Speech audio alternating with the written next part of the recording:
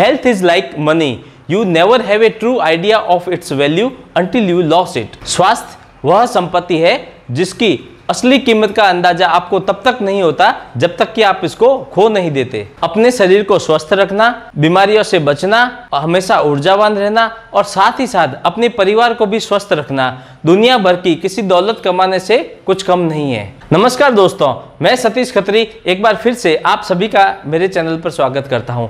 अभी तक मैंने आपको पीने के पानी की 3 खास लाइफ गिविंग प्रॉपर्टीज के बारे में बताया है।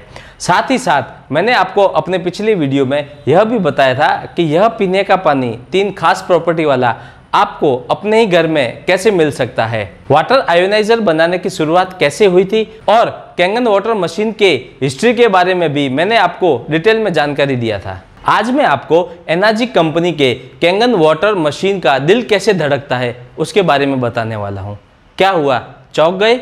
आप सोच रहे होंगे कि ये कैंगन वाटर मशीन में कौन सा दिल होता है। जैसे हर एक इंसान के शरीर में एक दिल होता है, जिंदा रहने के लिए उस दिल का धड़कना बहुत ही जरूरी है। और जैसे कोई मोटर व्हीकल है, चाहे वो 2 व्हीलर है या 4 व्हीलर है, उसके अंदर एक इंजन होता है। गाड़ी चलने के लिए एक इंजन का होना बहुत ही जरूरी है। वैसे ही एनर्जी कंपनी का जो कैंगन वाटर मशीन है, उस मशीन का जो दिल है वह है electrolysis chamber. Electrolysis chamber electrolysis process technology पर काम करता है। आज मैं आपको बताने वाला हूं कि कैंगन वाटर मशीन का दिल जब धड़कता है, उसका इलेक्ट्रोलिसिस चैम्बर जब काम करता है, तब कैसे एक ऑर्डिनरी पानी, अपने नल में जो पीने का पानी आता है वो, या एक साधारण पानी, कैसे दुनिया का सर्वश्रेष्ठ पीने का पानी कैंगन वाटर में बदल जाता है। इलेक्ट्रोलिसिस एक बहुत ही पुराना टेक्नोलॉजी है। इसे लगभग सन 1800 में विलियम निकलसन और एंथनी कार्लिसेल के द्वारा इन्वेंट किया गया था। इलेक्ट्रो मीन्स यूजिंग इलेक्ट्रिसिटी, जहां पर इलेक्ट्रिसिटी यूज की जाती है, और लाइसिस मतलब ब्रेक डाउन, उसको तोड़ना। मैंने अपने वीडियो में आपको यह भी बताया था, जब साइंटिस्ट ने ऐसा ही पानी बनाने पर जब रिसर्च किया था, तब उनको यह पता चला था कि इलेक्ट्रिसिटी एक बहुत ही बड़ा पार्ट है, एक इंपॉर्टेंट रोल प्ले करता है अल्कलाइन वाटर बनाने के लिए। इलेक्ट्रोलिसिस एक प्रोसेस है जिसमें पानी को इलेक्ट्रोड्स पर इलेक्ट्रिसिटी से डिकम्पोज किया जाता है, विघटित किया जाता है, अलग अलग कर दिया जाता है। इस प्रोसेस में एनोड के पास ऑक्सीडेशन होता है और हाइड्रोजन आयन और ऑक्सीजन गैस प्रोड्यूस होती है, और साथ ही साथ कैथोड के पास हाइड्रोक्सिल आयंस और हाइड्रोजन गैस प्रोड्यूस होती है। क्या हुआ, कंफ्यूज हो गए? पता ही नहीं चला होगा कि ये सब क्या बता दिया। मैं आपको बहुत ही सिंपल भाषा में समझाता हूँ और थोड़ा सा एक्सप्लेन कर देता हूँ। सबसे पहले देखते हैं कि पानी क्या है। पानी जो होता है वो 2 एटम से मिलकर बना होता है। एक होता है हाइड्रोजन, दूसरा होता है ऑक्सीजन। 2 एटम हाइड्रोजन और 1 एटम ऑक्सीजन, ये मिलकर बनता है हमारा पानी जो है H2O। अब देखते हैं कि जो इलेक्ट्रोलिसिस चैम्बर है, इस चैम्बर में क्या होता है।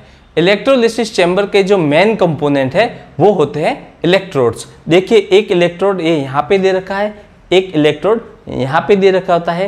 ये इलेक्ट्रोड बेसिकली मेटल के बने होते हैं। कैंगन वाटर मशीन में ये जो इलेक्ट्रोड्स है, ये इलेक्ट्रोड्स में जो मेटल काम में लिया जाता है वह है टाइटेनियम और प्लेटिनम। यह मेटल 99.9% प्योर मेडिकल ग्रेड का यूज किया जाता है। यहाँ पर जो प्लेट्स यूज की जाती है, यह टाइटेनियम की सॉलिड प्लेट्स होती है। इन प्लेट्स को प्लेटिनम में 2 बार अच्छे से डिप किया जाता है। डिप करने के कारण इन प्लेट के ऊपर प्लेटिनम की एक मोटी लेयर बन जाती है। अब ये इलेक्ट्रोलिसिस प्रोसेस में होता क्या है, सबसे पहले हम इसको देखते हैं। ये मैंने एक डायग्राम बनाया है इलेक्ट्रोलिसिस चैम्बर का। यहाँ पे मैंने 1 और 1 2 प्लेट बताई है, लेकिन अलग अलग मशीन के हिसाब से उसका अलग अलग साइज का चैम्बर होता है और उसमें अलग अलग नंबर्स ऑफ प्लेट्स रहती है। सबसे पहले जैसे ही इस चैम्बर में इलेक्ट्रिसिटी दिया जाता है, तब ये जो इलेक्ट्रोड्स है, ये इलेक्ट्रोड सबसे पहले इलेक्ट्रिकली चार्ज हो जाते हैं। एक इलेक्ट्रोड पॉजिटिवली चार्ज होता है और इसको कहते हैं एनोड, दूसरा नेगेटिवली चार्ज हो जाता है और इसको बोलते हैं कैथोड। इसके बाद में जैसे इसको इलेक्ट्रिसिटी दी जाती है, यहाँ पर 2 सबसे इंपॉर्टेंट चीज होती है। सबसे पहला मैं आपको बताता हूँ, ये देखिए, ये पॉजिटिवली चार्ज एनोड हो गया, ये नेगेटिवली चार्ज कैथोड हो गया।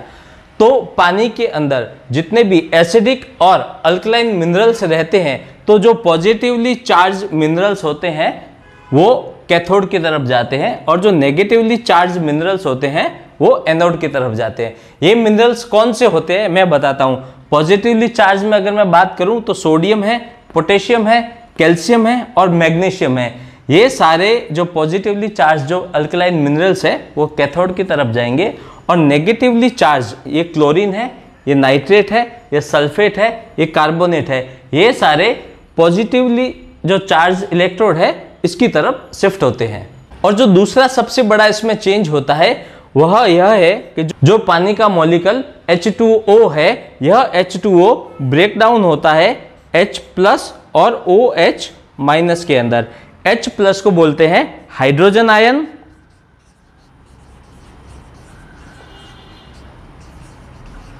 OH- को बोलते हैं हाइड्रोक्सिल आयन।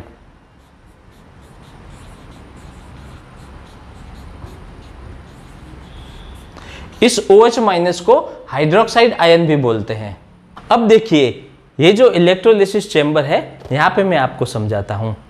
ये नेगेटिवली चार्ज कैथोड इलेक्ट्रोड है और ये पॉजिटिवली चार्ज ये एनोड इलेक्ट्रोड है।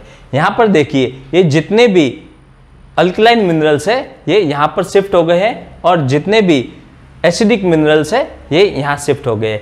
साथ ही साथ यहां पर जो पानी है, यहां देखिए H+ जो मैंने बताया था हाइड्रोजन आयन और OH- हाइड्रोक्सिल आयन यहाँ पे ब्रेक हो गया है। यहाँ पे H+ आयन भी है, OH- आयन भी है, यहाँ पर H+ आयन भी है, OH- आयन भी है।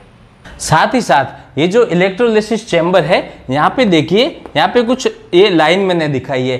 ये लाइन एक मेम्ब्रेन का काम करती है। जब इलेक्ट्रोलिसिस प्रोसेस होता है यहाँ पर पानी अल्कलाइन और एसिडिक दो पार्ट में ब्रेक होता है।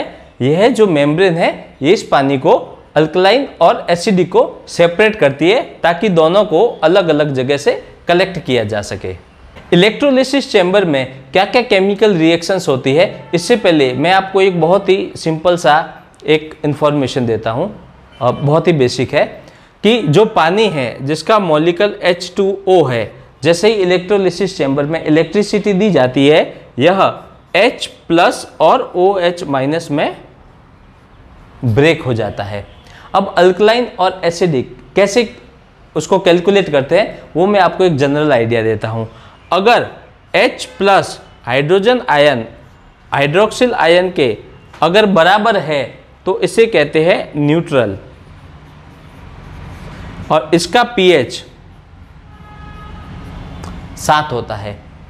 अगर हाइड्रोजन आयन अगर छोटा है हाइड्रोक्सिल आयन से, हाइड्रोक्सिल आयन का कंसंट्रेशन अगर हाइड्रोजन आयन से ज़्यादा है तो यहाँ पर पानी बनता है अल्कलाइन।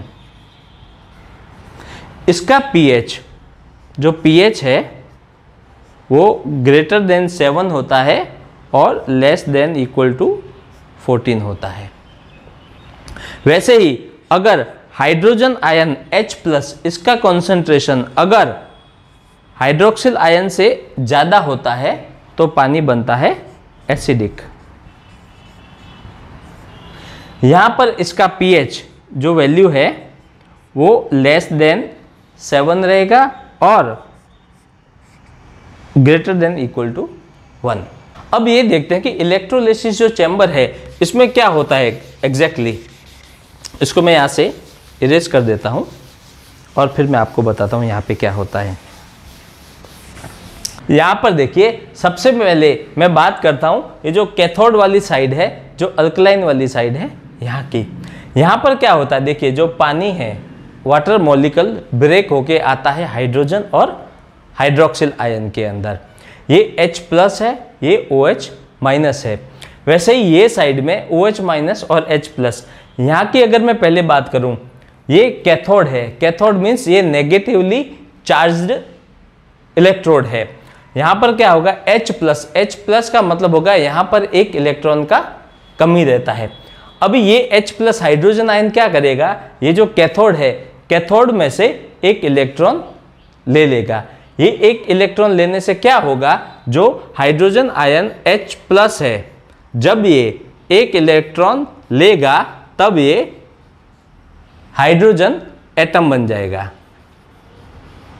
ये हाइड्रोजन एटम भी स्टेबल नहीं है, तब यह क्या करेगा, यह हाइड्रोजन का एटम दूसरे हाइड्रोजन एटम के साथ में बॉन्ड बनाकर H2 हाइड्रोजन गैस प्रोड्यूस करेगा। तो यहां पर जितने भी हाइड्रोजन आयंस है, ये हाइड्रोजन आयन एक एक इलेक्ट्रॉन्स लेते रहेंगे और हाइड्रोजन एटम में कन्वर्ट होंगे। वो हाइड्रोजन एटम आपस में बॉन्ड बनाकर हाइड्रोजन गैस को प्रोड्यूस करेंगे। अभी यहाँ पर क्या होगा, जो हाइड्रोजन आयन है ये तो एक इलेक्ट्रॉन लेकर हाइड्रोजन गैस बन गया, तो ये जो एरिया है, ये एरिया जो OH- है, OH- यहाँ पे इसका कॉन्सेंट्रेशन बढ़ जाएगा।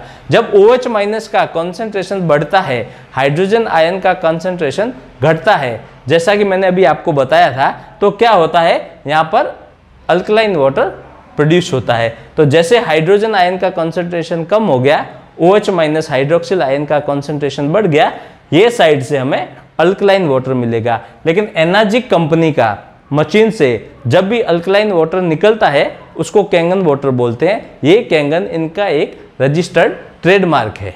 मैंने अपने वीडियो में जब आपको बताया था अल्कलाइन पानी के बारे में, तब आपको यह भी बताया था कि कौन सा अल्कलाइन पानी पीना चाहिए। तब मैंने आपको यह बताया था जो इलेक्ट्रोलिसिस प्रोसेस के द्वारा अल्कलाइन पानी बनता है वह पानी पीना चाहिए।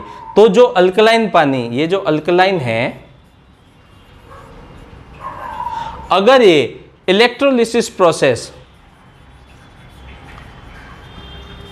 से बनता है तो यह पानी के 3 अलग अलग नाम होते हैं। आप उसको ऐसा भी बुला सकते हैं। तो अल्कलाइन की जगह पहला आता है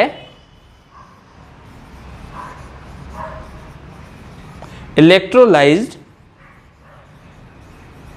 रिड्यूस्ड वाटर। दूसरा जो इसका नाम है उसको बोलते हैं अल्कलाइन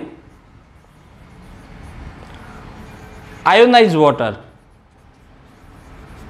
और तीसरा ये जो पानी का नाम है इसे बोलते हैं अल्कलाइज्ड वाटर। तो हमें पीने के लिए कौन सा पानी काम में लेना चाहिए, अल्कलाइन नहीं, अल्कलाइज्ड वाटर। अल्कलाइज कहिए, चाहे आप इसको अल्कलाइन आयोनाइज कहिए, चाहे आप इसको इलेक्ट्रोलाइज्ड रिड्यूस्ड वाटर कहिए। एक सबसे इंपॉर्टेंट बात, मैंने आपको एंटीऑक्सीडेंट के बारे में भी बताया था।